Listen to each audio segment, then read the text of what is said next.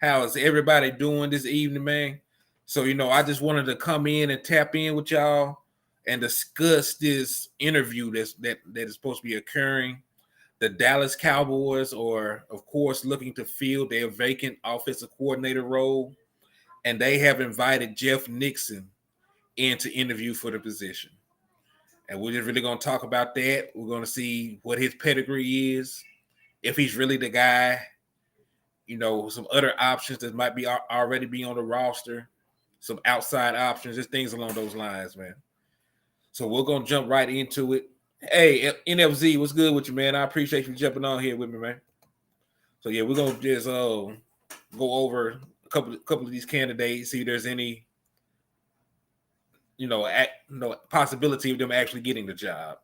And I'll be frank, man. I'll just speak very frankly. Like Jeff Nixon is not getting the job as the offensive coordinator. He's not. And the reason I say that, we all know about the Rooney Rule. And the Rooney Rule states every team has to interview a coach of color in order, to meet league standards. Ty Bun, what's good with you, man? So yeah, so every team has to interview a coach or coordinator of color to meet the league standards before they can hire anybody else. And when you look at Jeff Nixon, like he pretty much fits that to the T. Like there is actually a better chance of Jeff Nixon becoming your running backs coach before he becomes your actual offensive coordinator. So let's just go. I'll just give you what we have on Jeff Nixon so far. So he called plays once. He was the interim offensive coordinator for the Carolina Panthers in 2021. Right? So the coordinator that came to the season with got fired. He did not do a good job. He got relieved of his duties mid-season. And then he came in and was the offensive coordinator. All right, that is his only play calling experience. And as we do know, from Carolina, they were not a good team. They got a couple of good players on the offense, but they were not a good team. They had a quarterback carousel in 2021. Sam Darnold was a starter. He didn't pan out. So even after they got going to a good start, they fizzled. Offense was not that good. Personnel was not that good. He didn't really have a good tenure as an interim head of a interim offensive coordinator. Right. Other than that, like this 2022 season, he was still on the roster. He was still on the coaching staff. He was the running back coach, and he also served as the assistant head coach. But this is a guy, who was a running backs coach by trade, not really much of a play caller. And, like I said, it just screams Rooney Rule interview. There's not a knock against Jeff Nixon. I'm sure he's a good dude, but it's just the way that things are. This is more of a guy that they have to interview before they can interview or hire the guy that they really want to. That is how I'm looking at this signing right now. Let's see. And when I go over here, like he's never been a full-time play caller in the NFL. Like his last offensive coordinating job, he was the co-offensive coordinator and the running backs coach for Baylor, for the Baylor Bears in college, D1 college, from 2017 to 2019. He came over to the Carolina Panthers in 2020, and he was a running backs coach at that point. He served as running backs coach in 2021, then became the interim offensive coordinator. Then he was the assistant head coach this year. So he does not have like a huge background in play calling. So I figure with Mike McCarthy wanting to be the main play caller anyway, like odds are the Dallas Cowboys are going to bring in somebody with an established system. Hey, Miss Green, what's good with you? I appreciate you tapping in with me.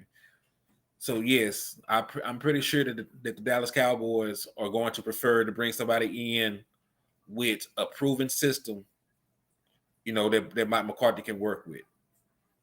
And that's why I feel like the guy that they're going to end up hiring is going to be Brian Schottenheimer, who's already on the coaching staff.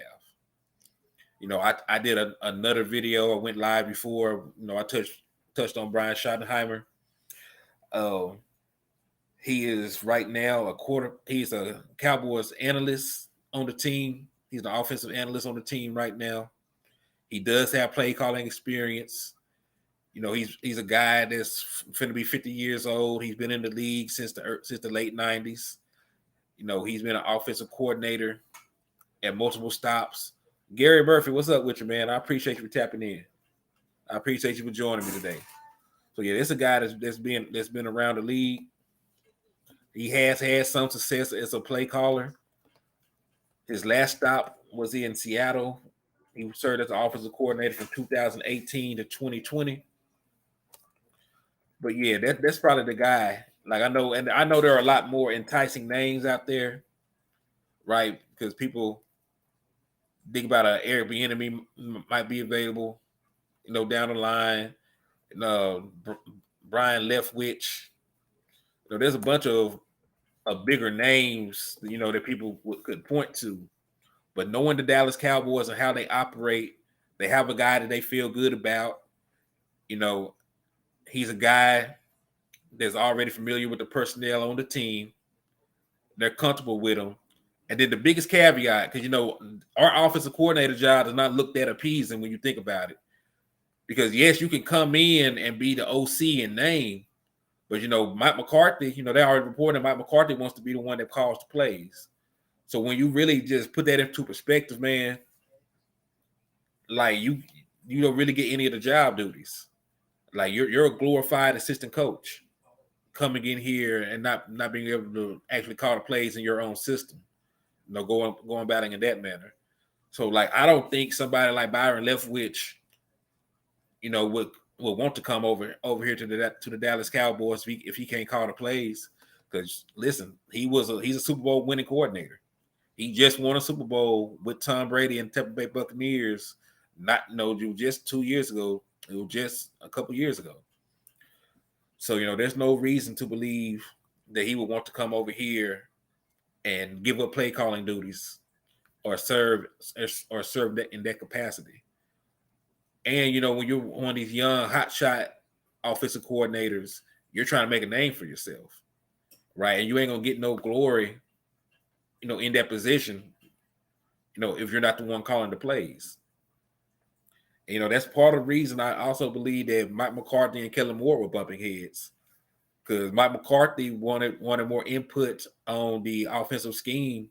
Kellen Moore, young rising star, in the eyes of the media anyway, he wanted to run his offense, and that's why they were these public jabs. Mike McCarthy talked about he didn't like the option routes publicly, talking about he don't understand why, they're not calling plays to their star players and things like that. So I could see why that job wouldn't even be, very appeasing to somebody trying to make a name for themselves. So that's why I think Brian Schottenheimer is probably going to be the guy. It's not going to be an attractive job to these big name coordinators. There's not going to be opportunity to call plays. And you're pretty much, Mike McCarthy, if he's going to be the guy to run his offense, Brian Schottenheimer, from what I do know, when they do pass the ball, it's a lot of West Coast concepts, a lot of play action, a lot of West Coast concepts, slants, throws to the flats, things along those lines. So I think it's a perfect marriage, if we're actually being honest.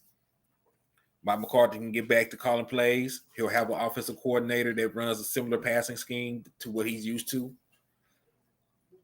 So, I think that is the more logical thing to happen. But Jeff Nixon, who is pretty much a running back coach by trade, I don't see it. I could just be being cynical. He could get the job. You know what I'm saying? But I really just think this is a Rooney Rule interview. This is a guy they're bringing in just to pretty much meet a quota, and then like we'll never hear from this guy again. Like I wouldn't be surprised within a week that they announced that Brian Schottenheimer is the offensive coordinator of the Dallas Cowboys. I wouldn't be surprised now. So yeah. Hey, BJ, what's up with you, man? I appreciate you. I appreciate you. I appreciate you. So yeah. There's another name that's been floating around too that a bunch of people are very high on. Zach Robinson. Now, Zach Robinson is currently serving as the passing game coordinator for the Los Angeles Rams, and he's a guy from Sean McVay's coaching tree. So a bunch of people are real high on him just because of the prospect of bringing on some of those concepts, that they're running over there. Because like Sean McVay for a long time has been looked at as one of the most advanced offensive minds. He's been looked at as a trailblazer, a trendsetter when it comes to like these modern NFL offenses. So bringing in somebody like that, they had like he doesn't have like the background. He doesn't have the background of some of the other guys, but like he does have the potential, and he would be bringing over, a tried and true system that does have West Coast offense, roots. It does have some West Coast principles in it. They'll be bringing that over, and like people were talking about Mike McCarthy, the game might have passed him by. Well, if you bring in somebody like Zach Robinson, like you wouldn't have to worry about that. What's all going on? What do you think we should do with Zeke and Tyron Smith? My honest opinion on Ezekiel Elliott and Tyron Smith. If you can keep them at a reduced rate, keep them, because we got a lot of turnover right now. Along the offensive staff, we're going to have a new offensive coordinator. We're going to have a new running backs coach. We're going to have a new offensive line coach. We're going to have a new quarterbacks coach. Like all of these, offensive coaching positions are going to be new people in there, right? They're going to be an entirely new coaching staff. So when you have that much turnover at the coaching staff, you're going to need some veteran. You're going to need some veteran players in the locker room still for guidance, for leadership, and things along those nature. And look, Ezekiel Elliott slowed down the stretch, but if he did not miss 2 games with a knee injury, he probably would have topped 1,000 yards again. Tyron Smith, when he did play, he was damn serviceable. So like keep him. If you can keep them for cheap, keep them. Especially Ezekiel Elliott. If we're gonna go with Brian Schottenheimer, because Schottenheimer is a guy that runs a very run heavy offensive scheme. In 2 of the 3 years that he was the offensive coordinator of the Seattle Seahawks, he had a top 5 rushing attack. In 2018, they were the number 1 rushing offense, and in 2019, they were the number 4 rushing offense. So like this is a guy who runs very, very run heavy sets. This is a guy that utilizes a lot of play action. So when you have an offensive coordinator like that, you're going to need, a proven running back. So like Ezekiel Elliott, he's not a guy that's been getting the ball a lot anyway these last couple of years. So he should theoretically still be pretty fresh, especially at least to start the season.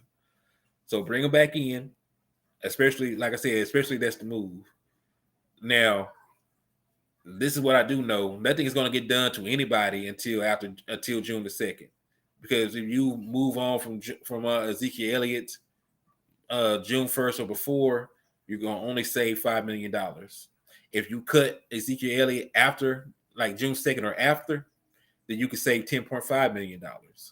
So I know for a fact he's going to be a Cowboy until at least June the 2nd. Right. I think that was our biggest problem. We got away from the run. And we did, because when you look at what San Francisco gave up on the ground to the Philadelphia Eagles, like we could have did that, even with Tony Pollard going out of the game. Like Tony Pollard got hurt and Malik Davis got no carries for at any point during the game. Ezekiel Elliott only got a couple more carries during the game. And we only lost by 7 points. So there was never, a time in the game where we could not run the ball. we made we made a decision to not run the ball. The quarterback run was working. Dak picked up 2 big first downs with his legs. We went away from that. We had some success, running the ball, and we completely went away from it. And that's what is one of my issues with Kellen Moore. Like like forget just the running backs. Like Dak Prescott's rushing attempts dropped the moment that he became the offensive coordinator. And listen, I'm gonna point this out because people are gonna say, well, Dak had a leg injury. Even in 2019, like Kellen Moore's first year as an offensive coordinator in Dallas, like Dak Prescott rushing numbers fell down. Because remember, the 3 years prior, like Dak Prescott had 6 rushing touchdowns each of those seasons. He only had 3 in 2019. And he's never even got close to having 6 rushing touchdowns in the season since Kellen Moore had been the offensive coordinator. So, and that is really another reason I wouldn't mind having Brian Schottenheimer, because he is a guy that is used to having a dual threat quarterback, because he was Russell Wilson's offensive coordinator. He will let a quarterback get outside of the pocket. He will let a quarterback use his legs. He will even design design quarterback runs. So I'm fine with having Schottenheimer. I wasn't really sure about it at first until I did some more research, but he would be a solid pick. He'll be a solid pickup. He would be a solid pickup because like really right now, like Schottenheimer is the more likely person to end up becoming the offensive coordinator. Just judging by the history of the Cowboys or Jerry Jones or how they do business, they like their guys. They really don't like to bring in outside people. They don't have big names, so I don't think that Zach Robinson will even fit that bill. Like Zach Robinson, like he has glowing reviews in like in like coaching circles and things like that, but he isn't like a household name that the average fan would know. So I don't think that they would even go that route. Like outside people they bring in had to have big names, like Mike McCarthy. He was a big name. They brought him in because of his pedigree as a Super Bowl winning coach. That's why they brought in Mike McCarthy, because they thought he was somebody that can get them over the top after having Jason Garrett all those years. Like internal hirings is how guys like Jason Garrett becomes a head coach. That's how guys like Kellen Moore, who just left, becomes an offensive coordinator after being a quarterback coach for only a year and a backup quarterback, before that. So yes, that is generally how they do business, and that's generally why I think that this hire is going to happen. Now, it's not a flashy name by any means, but like Brian Schottenheimer is a very solid offensive coordinator. He has produced top 10 scoring offenses as an offensive coordinator before. And like he has gotten his team to the playoff as a play caller. Like his offenses were a big part of why Seattle made 3 straight trips to the playoffs in his tenure. And and they were able to win a playoff game. So I trust it. I trust him at this point. He has more pedigree than Kellen Moore did when he got the job. So you need to trust it if it was to happen. But outside name Zach Robinson, I wouldn't mind, but I don't think that's an area that the Dallas Cowboys would do. This is not how they do business. And then, man, we were also, talking about the draft and prospects and who to keep and all these different things, because it's off season. We have no meaningful football to watch for what seems like 100 months, right? I think that was our biggest problem. All right, answer that. So yeah, so like we had a bunch of time to kill in between our next meaningful game. So let's go through this list. Let's go through this list of some of our free agents. I think we'll do defense right now. Some of our defensive free agents. And we're going to see who we want to keep and who we want to let walk. Because there are plenty of guys that produced on this defense last year. Dan Quinn is back, so I'm pretty sure most of the guys we were probably slated to lose might want to come back for at least a year. So, let's just take a look and see who we want back. All right. So Dallas Cowboys free agent 2023. Boom. All right. So let's take a look at some of these upcoming free agents that we have. And we're going to look at. All right. I already know this first name. A lot of y'all going to say no to about bringing back. Would y'all bring back Anthony Brown at this point? He is going to be a unrestricted free agent. He'll be 29 years old, coming off of an Achilles injury. But he would be cheap.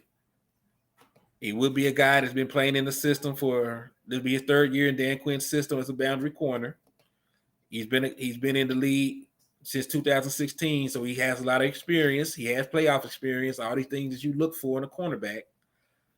All right, and she said yes, she would bring him back. I really don't know. Like Anthony Brown is a very solid corner. I do like Anthony Brown, but it also would depend on the price. If Anthony Brown came back on a very team-friendly deal, I would welcome him with open arms, right? Because if we're being honest, you can't have an elite cornerback at every position. You already have Trayvon Diggs, who's an all-pro cornerback. Then you have Deron Bland, who had 5 interceptions this year, with one of the better cornerbacks in the league. So you already got 2 very good cornerbacks. You can't have top level talent at all 3 spots. So Anthony Brown is serviceable. And honestly, you look at the raw advanced analytics, he is one of your better cover corners. I know that sounds crazy, but like he is one of your better cover corners if you look at like yards allowed, pass deflections, and things along those lines. So like I would keep Anthony Brown for the right price. All right, so we listed Anthony Brown as a yes for the right price. But somebody I know we're probably not going to keep is Dante Fowler, and not because I don't want Dante Fowler. It's just Dante Fowler played so well this season, he probably played his way out of Dallas. Like Dante Fowler is probably on his way out the door. And then when you look at it, we got so many different pass rushers. Like it's hard for Dante Fowler to even get on the field. Like it's hard for Dante Fowler to even get on the field at this point because we got Sam Williams still, right? Then you got Armstrong ahead of him. Then DeMarcus Lawrence is starting. Then Michael Parsons plays a lot at the defensive end in certain packages. So like we have a team that is full of pass rushers. So he'll probably go somewhere and get a better deal from the Dallas Cowboys because we don't necessarily need him. Like we don't necessarily need him. And then we're probably gonna bring in a young guy in the draft anyway that has a lot of potential and upside. So like keeping him around and paying him there will only stunt the growth of anybody we draft to develop. So odds are I don't see Dante Fowler being back because we're so deep at defensive end and pass rusher. Like it just doesn't make any sense at this point. Now I like him; he's a great talent, but I do not think like he will make it back just from overflowing toxicity. What's good with you, man? If Kellen Moore was so revered and respected in the league, then why in the hell did he get a lateral promotion less than 24 hours after he was let go from previous gig? Yeah, that is very true. Like, remember, like he had a chance to be a head coach. He went out and interviewed for head coaching jobs for the past couple of years, and nobody wanted him to be a head coach. Nobody revered him enough to be a head coach. Now, I'm not knocking Kellen Moore. Like, he is a decent offensive coordinator. I will give him the benefit of the doubt because he's only been an offensive coordinator by trade for 4 years. But, being that young, you go through growing pains. And, down the line, he might, become a better play caller or a coordinator wherever he at. But, as of now, I don't think he is the guy that suits what we want to do as an organization. Like too much inconsistency in his play calling for us to get over the hump. So yeah, but yeah, I hope. Hey, Best of luck to Kellen Moore, though. I like people be thinking I'm hating on Kellen Moore. Like I just be speaking from a standpoint of these folks are trying to throw Dak Prescott under the bus. Like Dak Prescott wasn't the reason this offense was a top scoring unit, and I don't stand for stuff like that because it's not factual. We deal with facts over feelings over here, and for them to say that, like try to put Kellen Moore on a pedestal while shitting on Dak Prescott, it doesn't even make sense. No sense at all. So the mainstream media can miss me with the Kellen Moore. Yeah, I know. Like that Kellen Moore propaganda is crazy. Like he was horrible with the Dallas Cowboys, but now that he's gone, he's supposed to be the best thing since sliced bread. Like, but that's what the media does. They have they darlings, they prop up, and they really a bunch of players on our team that the media would like more if they weren't Dallas Cowboys.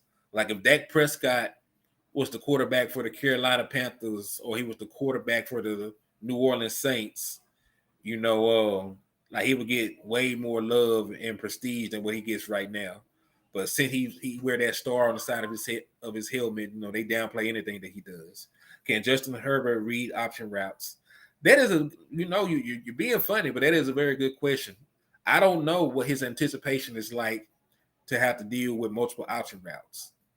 I don't know what their offensive system was before. I don't know what Lombardi was running over there, but I'm pretty sure they weren't running option routes to the degree that we were, because what we were doing was very uncommon.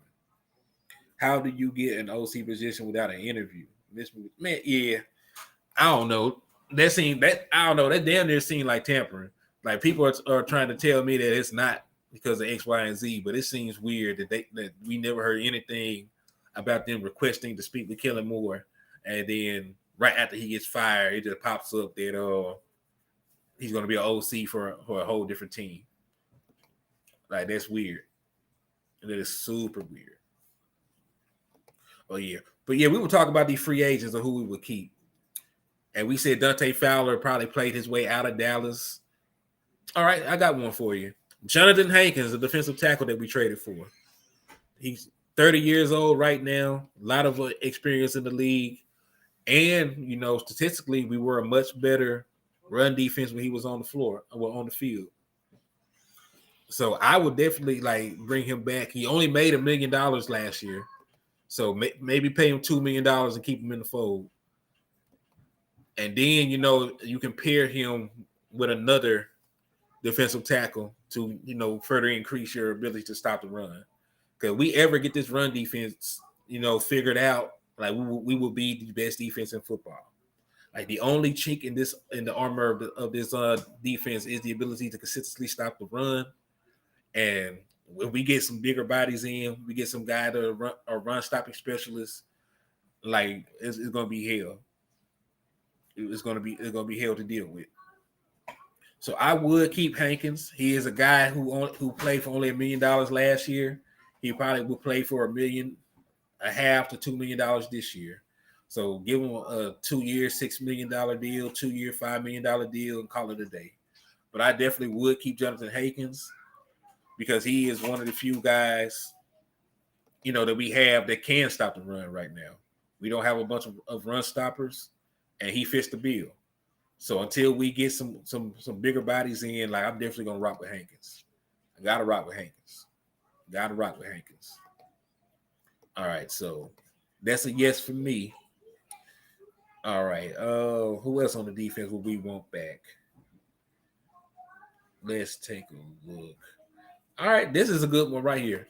Leighton Vander Esch, LVE, the prodigal son, a guy who I didn't think was going to be on the team last year, came back in and had a resurgent season. Like he really had his best season since his All-Pro selection. We're being honest. Yeah, Blake, we definitely got to keep him. But listen, we're at a position we don't even have that many real linebackers on our team because Devontae Clark does not have a lot of experience. Leighton Vander Esch is really your only linebacker that has much experience. Devontae Clark came in mid-season, didn't have a proper training camp or anything like that, so he doesn't have all the reps you would like him to have. Like he is your only linebacker with experience, and that may be partially the reason why you saw so much big nickel. That's why you have guys. Oh, that's damn sure who I was going to keep too, because they can talk about LBE and how important he is to the linebacking core. Made me realize we need to keep Donovan Wilson too, because Donovan Wilson was probably your best safety this year. I know J-Ron Curse gets a lot of love, but man, Donovan Wilson had 5 sacks this year, man. Why don't we have a fullback? Because Kellen Moore, when he was the offensive coordinator, hey, Bubba Jones, what's good with you, man? I appreciate you tapping in with me. Yeah, because Kellen Moore, when he was the offensive coordinator, he liked to use jumbo sets instead of using traditional fullbacks. So that's why you had full grown offensive guards in the backfield. Right, you remember we used to put offensive guards as fullbacks and run behind them and stuff like that. He liked these jumbo sets, so that was Kellen Moore's thing. I like Dante. He should have played more. I think Dante would have played more if he had played in preseason. Right, if he had more reps, I think he would have played a lot more. But it's a lot when you're trying to play championship caliber football to bring a rookie along, while he's training on the job, right? He was pretty much doing on job training because he did not have a chance to actually do anything in the preseason besides rehab and back surgery. So he had flashes, man, but like he also did make some mistakes out there that cost you. So that's why as the season went on, you saw his snap count start to decrease again. Right, so I think he'll be ready next year because he'll have the off-season program. He'll have a chance to put on some weight. He won't just be rehabbing to get back to form. But listen, when you're rehabbing, you're not getting better. You're just trying to get back to where you were. So like he didn't have a chance to get better in the off-season. This off-season, he's gonna have a chance to get bigger, faster. Look up some more game tape, improve on fundamentals, all the other stuff that you usually do during the off season. Like he was just trying to make sure he could walk again. this last off season.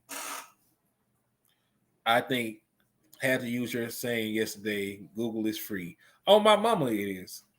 Like, yeah, man, Google is free. Like you're not sure about anything, just go and type it in. And it's okay to be wrong. We be on here trying to be correct. We want to be factual. So if I'm wrong about something, feel free to correct me because I like learning. Like I like improving on what I know. Bring back Hankins. We need another person like Hankins. Yeah. Hankins is definitely a yes for me because you already struggle stopping the run, with Hankins. So you definitely want to keep him around and then bring in somebody else that can help solidify the run defense. So I said yes to Hankins, and I also said yes to Donovan Wilson because he played out his damn mind this year. Like he had 5 sacks from the safety position, and he played so much. He really was. Him and J-Ron Curse were basically linebackers for you with a much big nickel as they played because they were playing in the box as big nickels, basically playing linebacker for a majority of the season. So, like, you really need to keep them around, too. Hey, how you doing tonight, Henny? Hey, Matt Baden, I'm doing good, man. We need to go DT inside round 3 this year. But if one of these premier defensive tackles fall in the first round, I would take them right then. Because when you really look, matter of fact, I take that. I really do take that back, though. I take that back. And here's why. There are very few first round offensive tackles that pan out. So I would much rather take Bijan Robinson in the first, or it may even be a reach. But if Hyatt is there, the boy from Tennessee, the wide receiver, if he is there, I would take him. And reason being, you have an out in Michael Gallup's contract next year, not this year that we're finna play in, not the 2023 season. But you have an out in Michael Gallup contract in 2024. They set it up like that for a reason. So, you could bring him in, and he's a guy that has 4.3 speed, played in the SEC, had over 1,200 yards receiving in the SEC, where you're playing damn near all NFL players, right? We need a wide receiver to replace Noah. Yeah, man. Like I would definitely bring in Hyatt. Now, if he, like, I don't know what they grade him out as, right? I don't know if they think he's a late first or a mid second round player yet. But I would really like to have somebody like him on our team.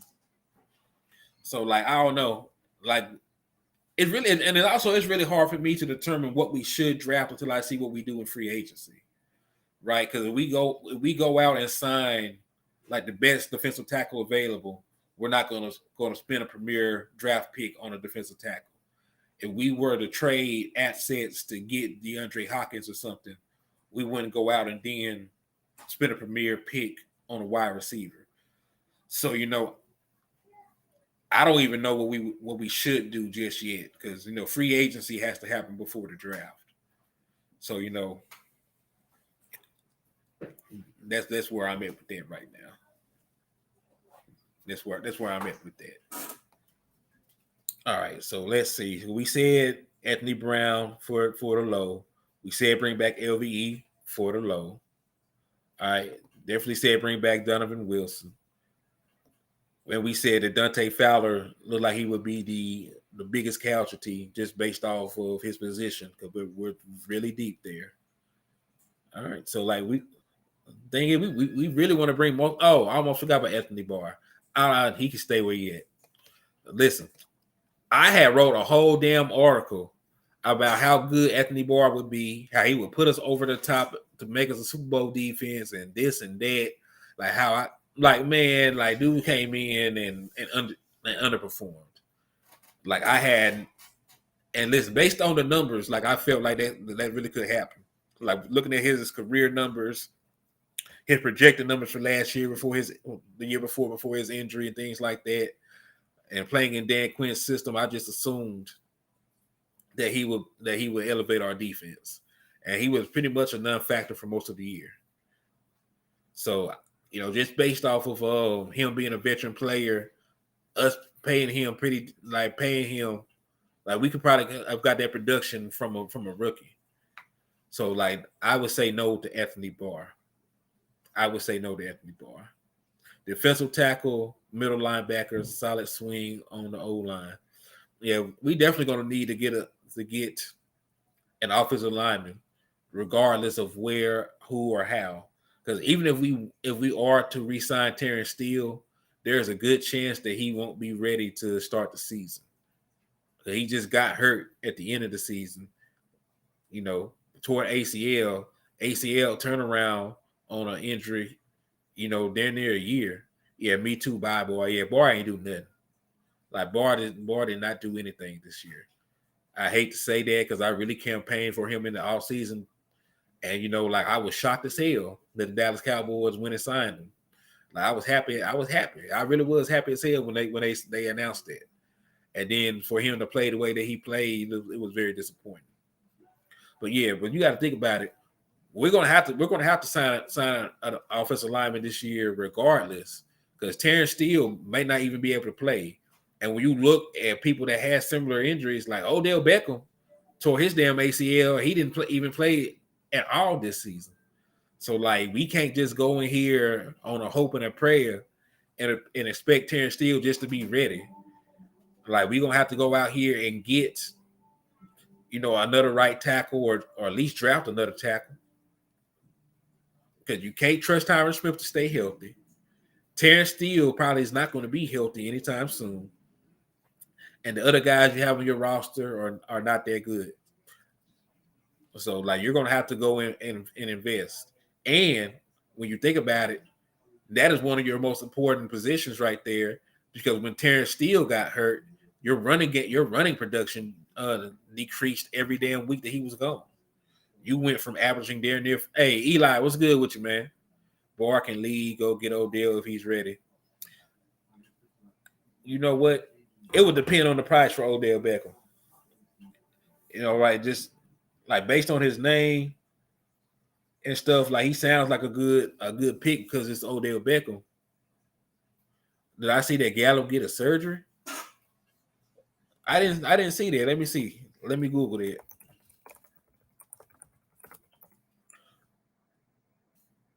Let me Google that.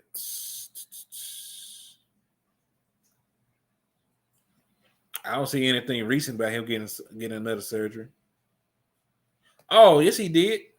Michael Gallup underwent arthroscopic surgery procedure in his right knee. An update on Michael Gallup's road to recovery in 2023. The offseason is still young for the Dallas Cowboys, and I'm reading this directly off of Blogging the Boys. So, hey, shout out to Eli for bringing this up, bring to my attention. I had no idea that this was going on with Michael Gallup. So, I appreciate you for bringing it up to me. All right, the offseason is still young for the Dallas Cowboys, but a big talking point already has been the need for the team to add dynamic players at the skill positions in the coming months. This is a talking point these days because after Tony Pollard was injured against the San Francisco 49ers, the only explosive player left in the game was wide receiver CeeDee Lamb. It was obviously frustrating, but particularly so because a year ago in free agency, Dallas gave Michael Gallup a long-term contract. To be fair to Gallup, he tore his ACL in January of 2022, and coming back from that is never an easy thing.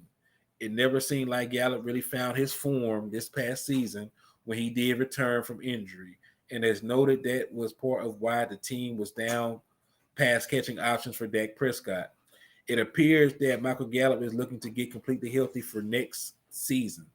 Michael Gallup reportedly underwent an arthroscopic procedure in his right knee. The Cowboys are committed to Gallup through the 2023 season, but can make things interesting a year from now if they choose to do so.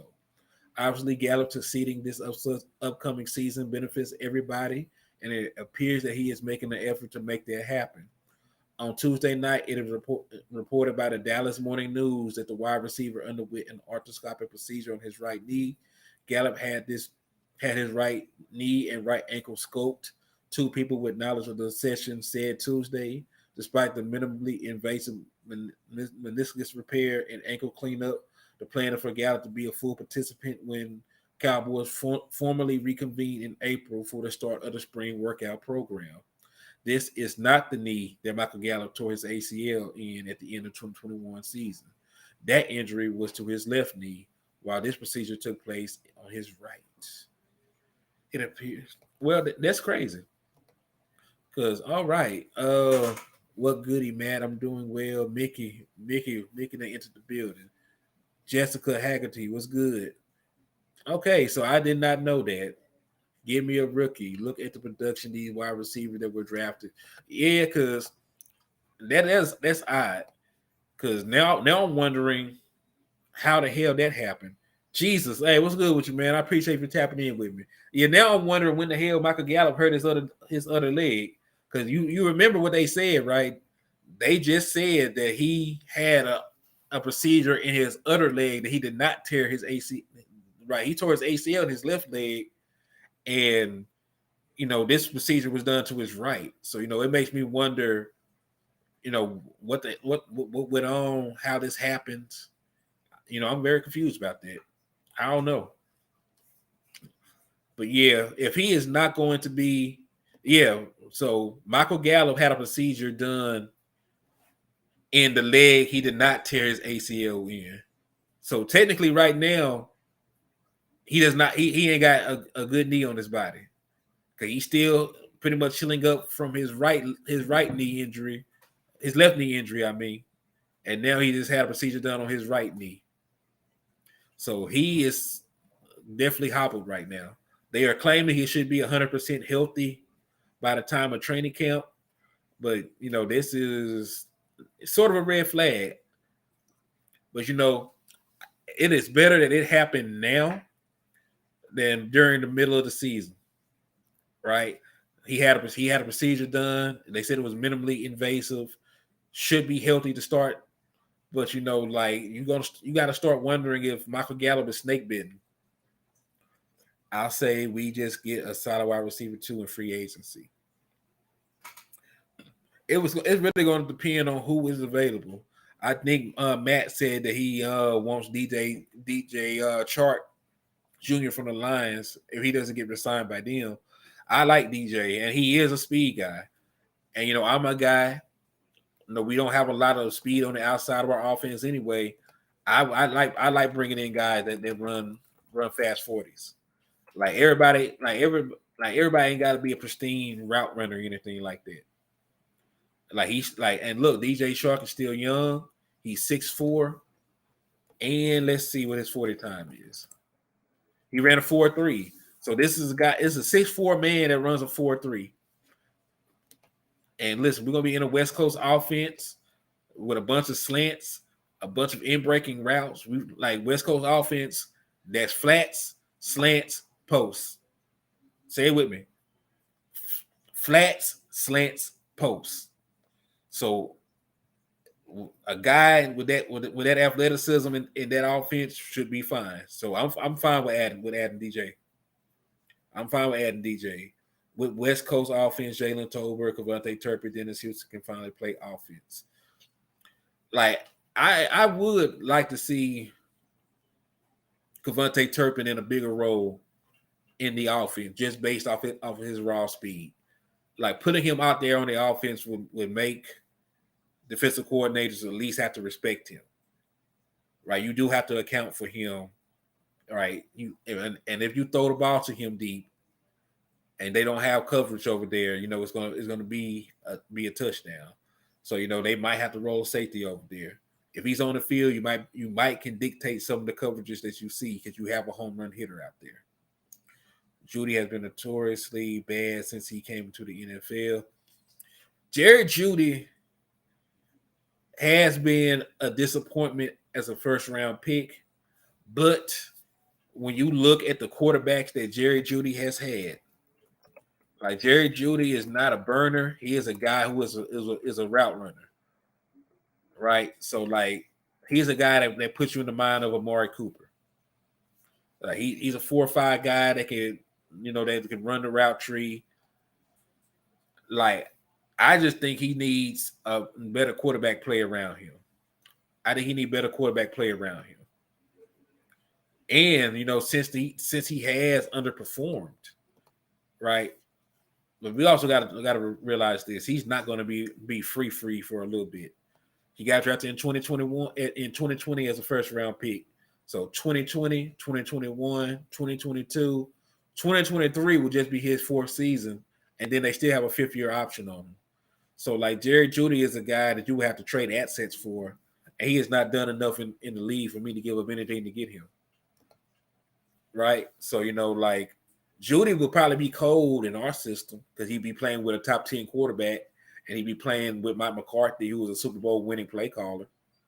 But I don't think I would give up any valuable assets to get him. All in on that. Whatever you're smoking, I want some. James Strickland, let me ask you a question. Why would I not rely on a quarterback that is top 10 in NFL history in completion percentage, passer rating, and TD to interception ratio? Why would I not rely on that quarterback? Like, you sound crazy. I didn't say I wanted to rely on Andy Dalton. I didn't say I wanted to rely on Ben DiNucci. I said I want to rely on Dak Prescott. I want to rely on a quarterback that's won 61 games in the league and just had, one of the best performances in franchise history in the playoffs, in that Tampa Bay game. So, yes, I do rely on him. It's not like he went out there and gave up a 27-0 lead like Justin Herbert did.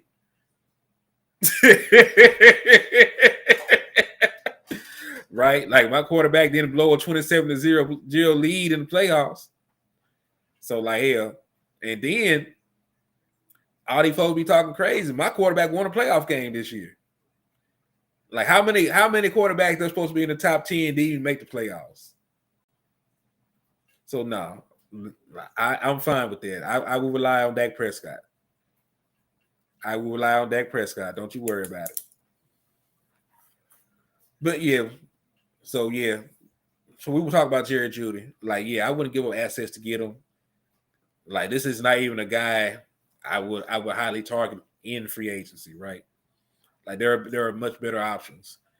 And then if you're going to give up assets to get somebody like Jerry Jeudy, I would just go out and draft a wide receiver that with a premier pick. If I got to give up assets to Jerry Jeudy, then turn around and pay him, because if I trade for him, he's only going to have this year and next year on his contract before I have to give him a extension.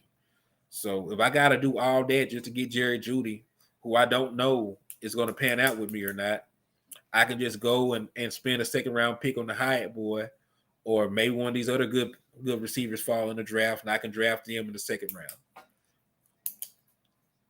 If you're going to give up assets, might as well get D-Hop. Yeah, like there are better players you can go get if you're going to trade away assets. Like, and listen, I'm not even a guy that really wants DeAndre Hopkins, not because he's not. Cowboys don't make playoffs this year. James Strickland, hey, I'm a man of my word. We can make a bet right now. Like bet $100. Like I bet all the time. Like I've been sports betting all damn year. So hey, put $100 if the Dallas Cowboys don't make the playoffs, kinfolk. Put $100, and my word is bond. I just got you just got to show up. When we make the playoffs, I just need you to go ahead and hit that cash out. Matt Batten, get Cedric Tillman from Tennessee, second or third round. He's fast. Okay. Don't bet with nobody's. Hey, I bet with everybody. Like hell, he ain't gotta be the president. As long as his money green and spin, I'll take it. I don't mind taking people money they want to give it out. And Mickey, tell them, sis, Jessica, why are they here? They bored. Like hell, hey, they bored, man. Like they are bored. And I get it. Nobody else's team is playing beside the Eagles and the Chiefs. So like every other fan, like every other 30 all 30 other fan bases have a lot of time on their hands. My team is falling apart.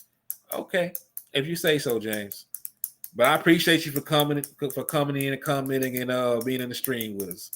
Like, hey, let James make it, man. He just have a little friendly shit talk. He'll be all right. How about y'all get on out of here, go find another team to go root for? Yeah, it'll be all right. It will be just fine. Now, James, that is a good question, though, James. Who is your team? Who is your team?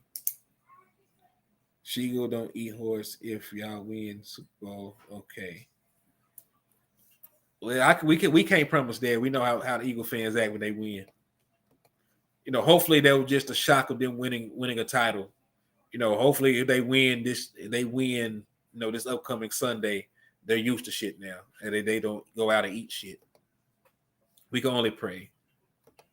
We can only pray they don't do nothing that crazy like that. They're gonna have one of the Last of Us outbreaks happen. All right, but yeah, so we were talking. Let's get back on track because we gonna need to entertain craziness. We were talking about actual football and shit. So yes, so yeah.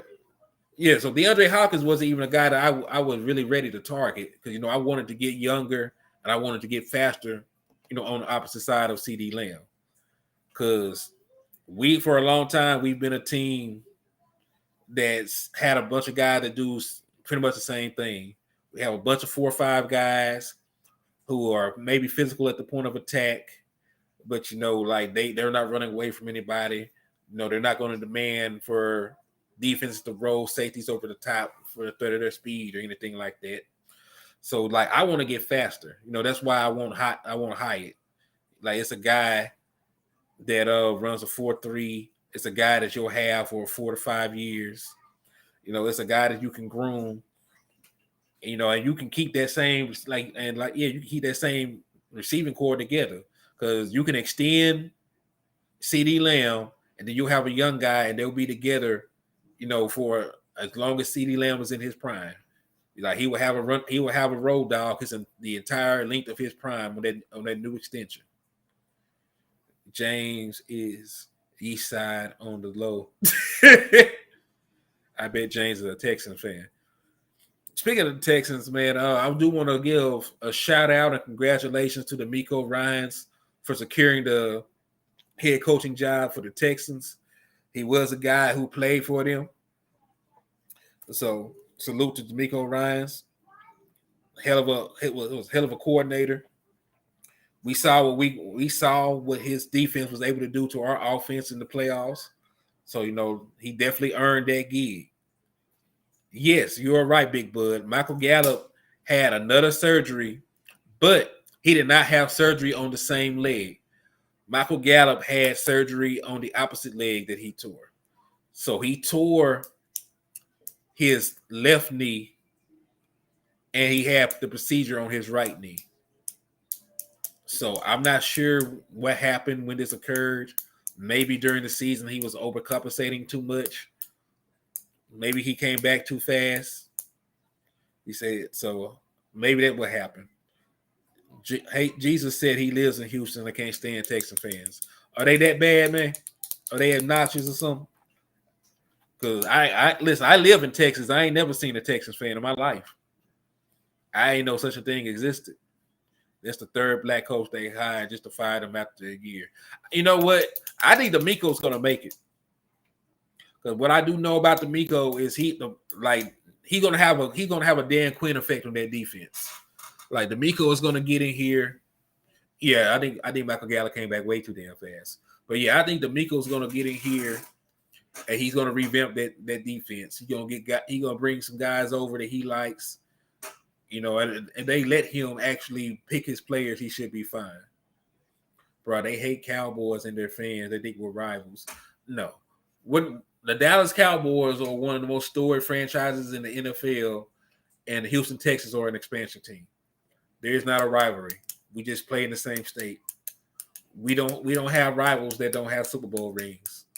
The Eagles were in our division, and they just became our rivals in 2017. Like, they just became our rivals. Like, our rivals with the 49ers and the Redskins, or whatever they want to be called now, the Commanders and the Giants. Like, those were our rivals. We were not the rivals of the Philadelphia Eagles. The Eagles wanted us to be their rivals. But, hey, they're rivals now. I'll take my hat off to the Eagles. Like, they've been very successful these past 20 years. Like, they've been very successful. They've been to 3 Super Bowls in the last 20 years. You got to respect that. If they want to beef with us, I would gladly beef with the Eagles now. Right? But the Texans, no. Like, the Texans gotta win at least 2 championships before they can even be our rivals. Texans don't deserve any credit, respect, none of that shit. Yeah, everybody really do. Like, people see the media coverage of the Dallas Cowboys and don't understand that shit is a gift and a curse. Like, if you are somebody that likes watching TV and hearing about your team, like, you chose the right fan base because everybody likes talking about the Dallas Cowboys. But in that same breath, they always shit on the Cowboys 24/7.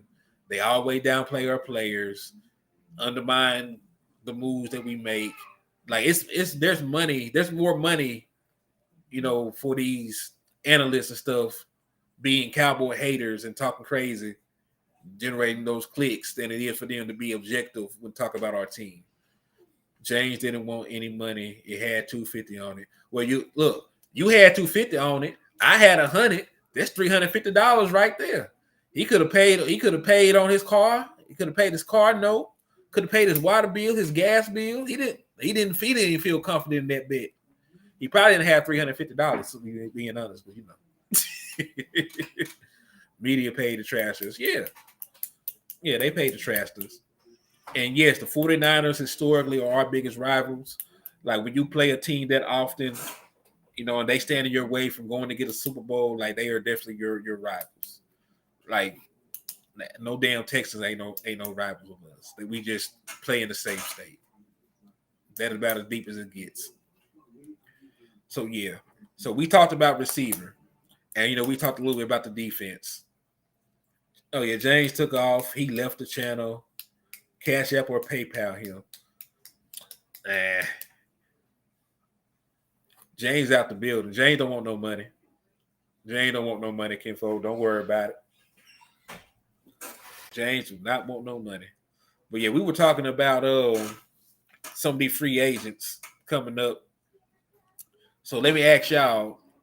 I know y'all love these young tight ends. I know y'all love Ferg and Henny. I like Henny because we got the same name. But hey, would y'all keep Big Dog Dalton Schultz? Would you give Dalton Schultz an extension to bring him back? Yes or no? I'm gonna let y'all answer first in the chat, and then I'll give my answer. Let's see, Mickey said cut him. Well, this is the thing. You ain't gotta even do nothing like cut him because he's gonna be gone. You just ain't gotta resign him because he's not even on the team right now. A lot of y'all are saying no.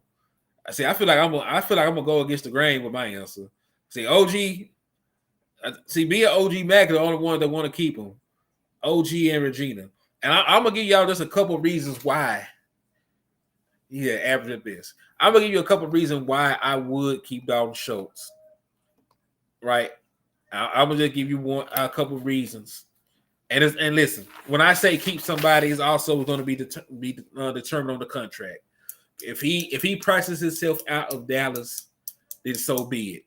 But if they can get a deal done, I'm going to just list out a couple of reasons why I would keep him. He's gonna hold the rookies back. He's not Jason Witten. Like, I don't think that he would stop the progression of the young guys. I don't think he would stop the progression of the young guys. But like Jesus said, like, I don't think we ain't gonna pay the man Kelsey money either. But this is the thing. Remember when I said that it'll probably be Schottenheimer that'll be our offensive coordinator? Right? Remember I brought up that point of that Schottenheimer is probably gonna be the offensive coordinator, and he run a bunch of heavy sets. We're going to need 3 to 4 tight ends, right? Because you already got Ferg, Henny, and Dalton Schultz. They all play together. They all like each other, right? And then Dalton Schultz, like, he done something that no other tight end in our history has done. He had 3 touchdowns, in a playoff run. No other tight end has done that. Not even Novacek in the Dallas Cowboys history, right? Then he is your quarterback's favorite target. So, if the money is right, I could see Dak Prescott pushing for him to still be here. None of them are great blockers, if we're being honest. Like, I've seen all 3 of these guys miss blocks. Let's hope the new OC will use tight ends because Kellen refused to use tight ends after the Thanksgiving game.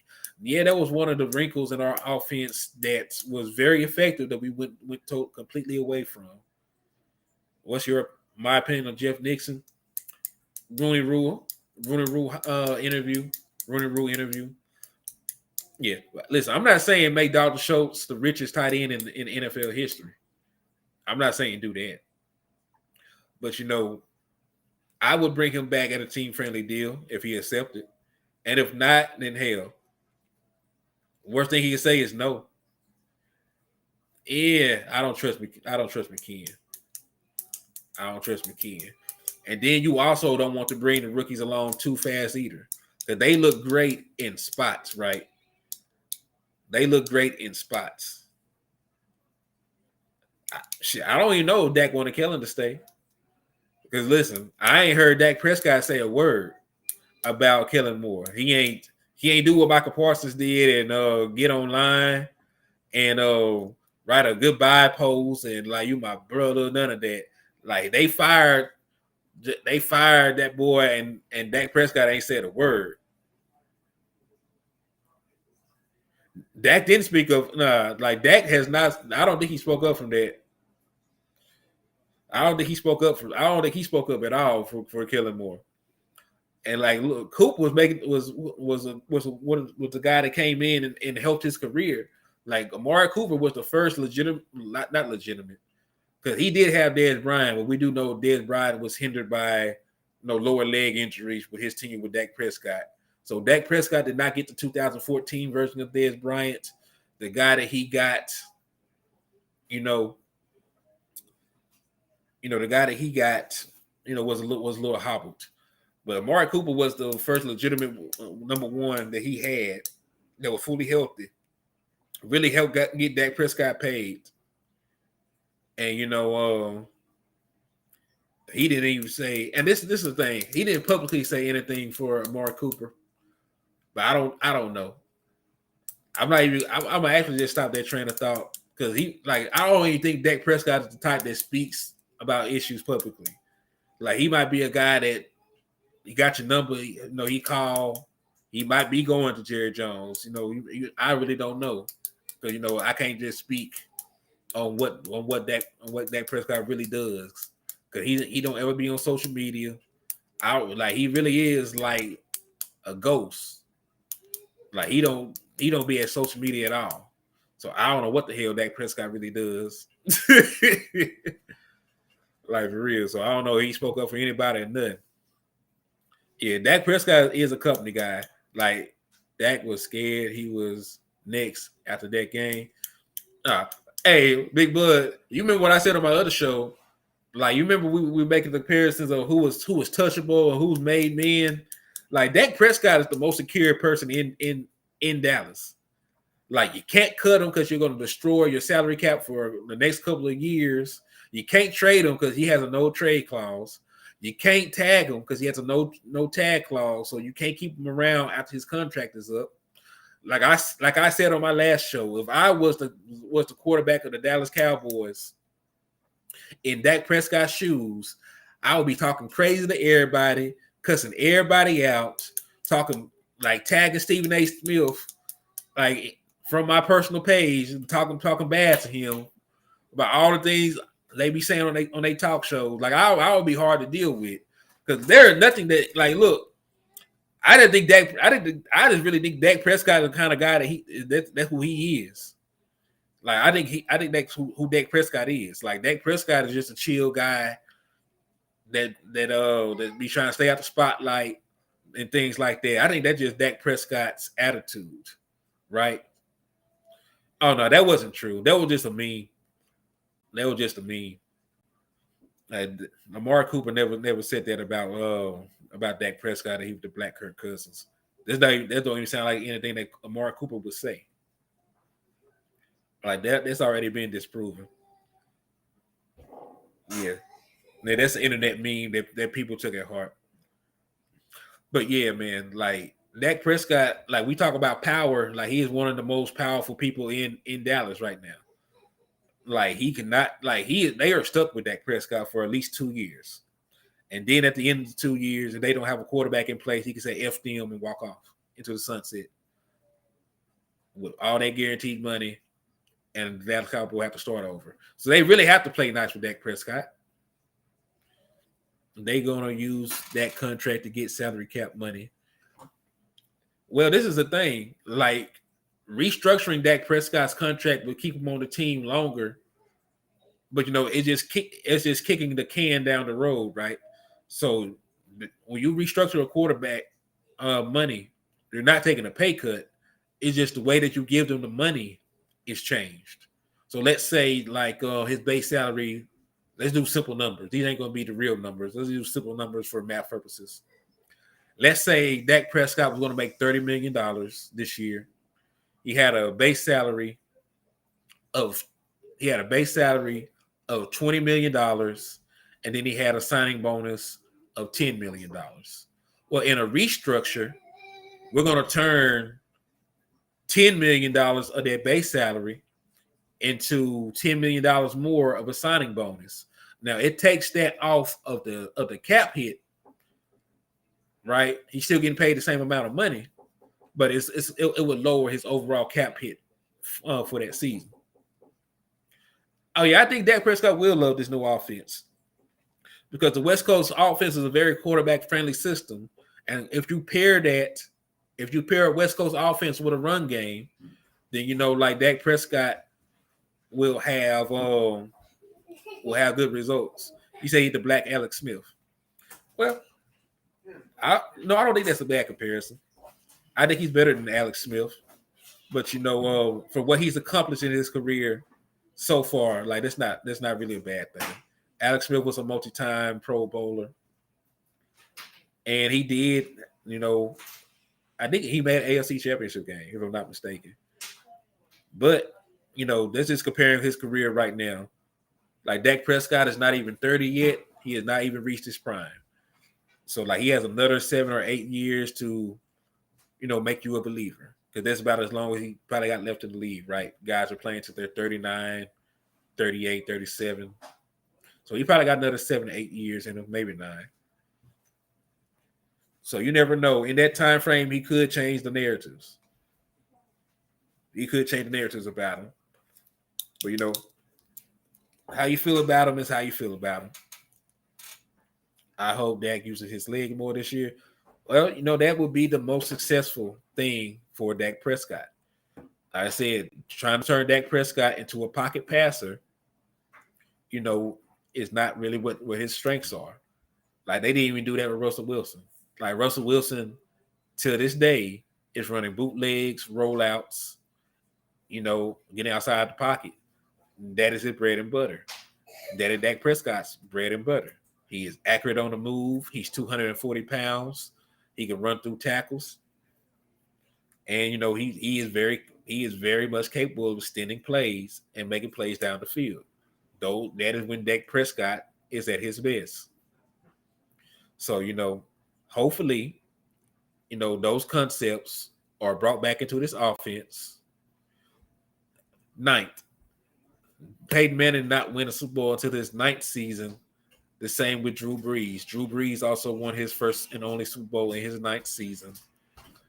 And if I'm not mistaken, Elway and Stafford did not win Super Bowls until their 13th seasons. So, like, people got time. People got time. I know we all see some of these young quarterbacks coming in and having instant success, right? But that's not everybody's path. That's not everybody's path. Because people were down on Peyton Manning, calling him a regular season quarterback, until he got the job done. Because people forget, Peyton Manning did not win a single playoff game until his 6th season. He did not win a single playoff game until his 6th year in the league. Right. It was a long time before a lot of these great quarterbacks won Super Bowls. If you want to win a Super Bowl with Phil Simms, yeah. I mean, like, it's not even the question of if Dak Prescott is talented enough to win a Super Bowl, right? Yeah. It's not even the question of if he's talented enough to win the Super Bowl. But, it's just the question of if he can. Because, there's a lot of things that go on with it. Luck. Like, there's luck that plays a part of it. The roster around you, the coaching, the team that you play. Because think about it. Dak Prescott, in his playoff career, right? Look at the team that Dak Prescott played in his playoff career, right? And then look at the teams that the Philadelphia Eagles had to beat to get to the playoffs this year.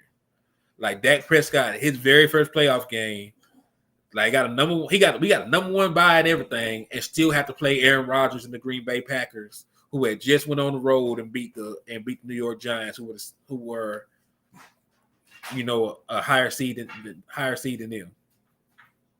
No, I take that back. The Packers were the higher seed. But point being, like, Dak Prescott had to play Aaron Rodgers his very first playoff game when he had the number 1 seed. Fast forward, the next time we go to the playoffs, we had to play Russell Wilson and the Seattle Seahawks. Then after we beat them, we had to turn around and play Sean McVay Rams team that went to the Super Bowl. Then the next time we got back into the damn playoffs, we played the damn 49ers, who went on to the NFC Championship game.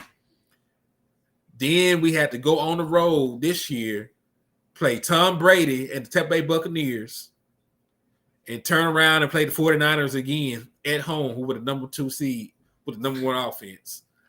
We did all that. All the Eagles had to do was beat Daniel Jones and the Giants, and then they had to beat the 49ers at home on their 4th-string quarterback. Like, it's just the way that things fall sometimes. Like, I'm just saying, like, if the tables were turned, do you not think we couldn't beat the Giants? Dak Prescott hasn't lost to the Giants since 2016. It's been 7 calendar years since Dak Prescott lost to the damn Giants. You don't think we could have beat the Giants? And then, yes, we did lose to the 49ers, but we did not lose to Josh Johnson. Like, we lost to Brock Purdy when he could throw the ball, and they were at home. You don't think at home against Josh Johnson we could win? So, that's the thing. Like, it's just the way that things fall into line, right? Like, it just depends on the matchup, depending on who we have to play, depending on the personnel. It's a lot of shit that goes to winning a Super Bowl. Because even now, the damn, like, even now, like, the Eagles, like, a lot of people, even with the success they had, a lot of people were down on them as a team. But, they got home field advantage. They got favorable matchups, and they took advantage of it. There were upsets along the way. There was an upset the way they had the opportunity to play the Giants. There were injuries the way they had the opportunity to play Josh Johnson. So, like, things like that happen. I'm not going to knock them for it. But, I also want us to realize that this is not easy. Like, there is a reason that 12 teams in the NFL have never won a Super Bowl. Like, there's a reason. If it was that easy, like, every franchise would have at least one Super Bowl. But there are entire franchises without Super Bowls. Jim McMahon was a bad. He's won Super Bowl with 86 Bears with great defense. Payback will come when we play them in the playoffs again next year. Like, yeah, man. Like, we gotta operate from the place of thinking that the regular season next year does not matter in the long run. Like, it matters for seeding. It matters to try and get home field advantage throughout the playoffs. That is all that matters for the regular season. But we prove nothing until we get into the playoffs. We prove nothing until we get into the playoffs and perform. Like winning 12 games should not excite us anymore. We're gonna play the 49ers and kill it next season. Yep. Eagles won Super Bowl. Nick Foles, average quarterback who won Super Bowl too. Yeah, I mean, there are a lot of average to okay quarterbacks that won Super Bowls, and there are a bunch of Hall of Fame quarterbacks that did not. Fran Tarkenton, Minnesota Viking great, Hall of Fame quarterback, did not win a Super Bowl.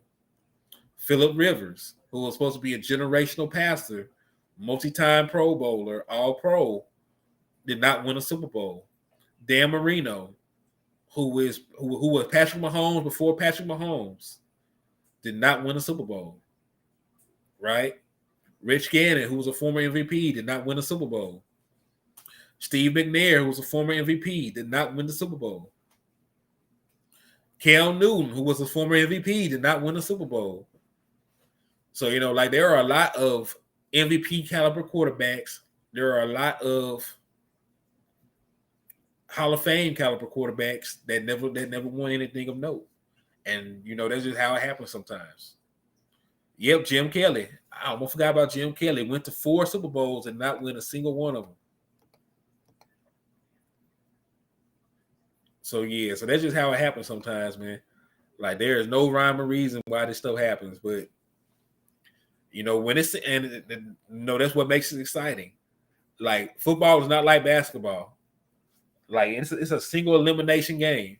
So, like, the better team can have an off performance and get upset. So, that's why people love football, because that's why they say any given Sunday. So, like, with all the variables and things that happen throughout the course of these games, like, man, you can't be upset. You can't be upset if we don't win. Like, it's too much to account for. All game matters because we won home field. The games we lost, yeah, but that's what we got to look forward to next season. Like, winning 12 games, winning 13 games, none of that stuff matters. We don't win the division and we don't get home field advantage. Like, none of that matters. And then, even if we get home field advantage, we have to perform in the playoffs. So we've been the 1 seed before and went 1 and done. So, yes, We need home field advantage, so we only need one game to get to the NFC Championship game. Like that is the mindset. That is the mindset. We need home field advantage, so we only have to play one game to get to the NFC Championship game. We got tougher scheduling this upcoming year with the AFC East coming up. Not really. I wouldn't even say that because as it stands, we don't know the quarterback situation of the Miami Dolphins. Tua may not be able to play. I know he has. I know it's just it's a reoccurring head injury. You don't know what his future is going to be like, especially if our defensive line get after him. I don't think there will be a hard team to stop. Like the only team you really got to look at in the AFC East is the Bills. Like the Jets have a good defense, but we don't know what the quarterback situation will be. I'm not even great. Like it's way too early for me to decide who will be a good, like a hard matchup or anything like that yet. Because I wasn't sure about any of the matchups, for this year till the season got underway. Like it was like the week before the Jacksonville game that I dropped the article said it would be like a playoff game because I usually only study these teams when we're about to play them. But kid you not, I went and I dropped an entire article talking about how the Dallas Cowboys versus the Jacksonville Jaguars will be a playoff atmosphere, how it was going to be the highest selling venue for Jacksonville in their history. They had their biggest capacity crowd in their history. They were playing for their playoff lives. That they were playing with a coach who knows the Dallas Cowboys, and I said it would be a playoff atmosphere. People said I was crazy. And then we went out there and we lost to them 40-34. So, I'm not this far out. I'm not sure about things like that. Right? Because I don't know what teams are playing for. I don't know their personnel or anything like that. But no closer into the season, when things fall in line, then I know better. I have things to go off of. I have things to look into. Yeah, you're right, and it's kind of early for that. Yeah, because we still got because these teams will be completely different after free agency and the draft. Like they're gonna be like teams with completely different rosters going on next year. So like I can't say who's gonna be good just yet to just be looking at it. We need to get a running back or two in the third or fourth. But if Bijan Robinson is there in the first, I'm taking him. Really, just based on BPA, best player available, if he is there at 27 or 26, wherever the hell we pick, he is the best player available regardless of his position. Like he is different. Excuse me. He said, "Do we keep Malik Davis?" Let me look at his contract. If he's under contract, I don't see us cutting him. If he's under contract, I do not see us cutting him. I mean, he was a rookie this year, right? Yeah, if he was just a rookie this year, if I'm not mistaken, he'll be a Dallas Cowboy. Let me see. Born in, is he not a rookie? Let me see. Yeah, this was his rookie season. He'll be a Dallas Cowboy next year. He'll be a Dallas Cowboy. So remember, Rico Dow is the guy who contract is up. Rico Dow contract is up. So I don't foresee them, getting rid of Malik Davis when Rico is going to be off the team and Tony Pollard is a free agent. Because right now, and if you're really entertaining the idea of cutting Ezekiel Elliott, after June the 2nd, like Malik Davis has to be on the team. Yeah, he said Bijan Robinson at 26, draft him. If Cedric Tillman is there, draft him. Yeah, there's some damn good running backs. Landlord was trying to put me on this board from UAB because he down there where he from. He supposed to be high on draft boards. Let me see. At University of Alabama, running back. Yeah, he put me on Dwayne McBride. He said he's a good, real good running back that's on people boards right now. He's 6 foot tall, 210 pounds, 212 pounds. So yeah, so like that damn shows some good running backs coming out. Like I think we could find some people. Yeah, see, Blake said that boy from UAB Code. Yeah. Matt said McBride is a beast. Okay, see, landlord on his stuff, man. Like yeah, because I can't even take no credit for that. Landlord put me on to him. I didn't know about him. I ain't even know about the boy, but he was telling me he was from down there where he plays down there where he from. So you know that's why he know about him. So yeah, but yeah, there's definitely some solid players we can pick up. But yeah, and you know my feelings on all this, of course, like I say, this fluid. It will change, man. Like we go out here, we invest money in the off season in free agency and pick up these guys. Oh, you think he Nick Chubb, huh? He said he's next Nick Chubb. He's protection in 4th round. Okay. Okay. If he like Nick Chubb, definitely want him on my team because Nick Chubb is a monster. If Kellen was still here, it would no because he doesn't utilize running backs. Yo, thank God Kellen Moore is gone.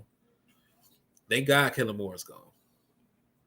You know, more power to the Chargers for having him. But yeah, Dak Prescott definitely need more weapons. If we're going to be running a West Coast style offense, he definitely needs pass catchers. He needs some pass catcher with some speed. And hey, I did see that running back from Tulane play. Like I seen him play. So you ain't lying about the running back from Tulane.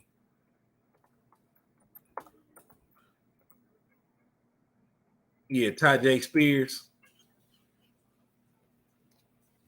I forget what game. I think I saw him in the bowl game. I forget which game I seen the boy in. But he be out there moving. Let's see. But yeah, man. I just wanted to get on and touch base with y'all about some of this stuff. I've been on here about almost an hour and 30. So I appreciate y'all for spending this amount of time listening to me ramble. You know, talk about these Cowboys and some of these moves and possibilities. He do remind you of TP though, man, because he very explosive. Like he's an undersized back, but he's very explosive. And he got that versatility to catch passes. Rashee Rice. Yeah, there's a bunch of players. Like we're gonna get together and do some draft shows, you know, after the Super Bowl. And you know, I'm planning on doing a Super Bowl watch party. So you know, if I gotta suffer through watching the Eagles play, you know, it's gonna be easy sharing it with y'all. So I'll go on here and do a watch party. So yeah, we'll tune in and we'll do a watch party for the Super Bowl game, and then I'll be back tomorrow. Hey, Mickey, y'all welcome anytime. Just remember to like, share, and subscribe to the channel. I'm trying to get up to 1,000 subscribers. I never ask anybody to send money, but you know, please subscribe and share the content. Help grow the page so we can invest back into it. And hey, I appreciate y'all again. So y'all have a good one, and I'll get at y'all tomorrow. Peace.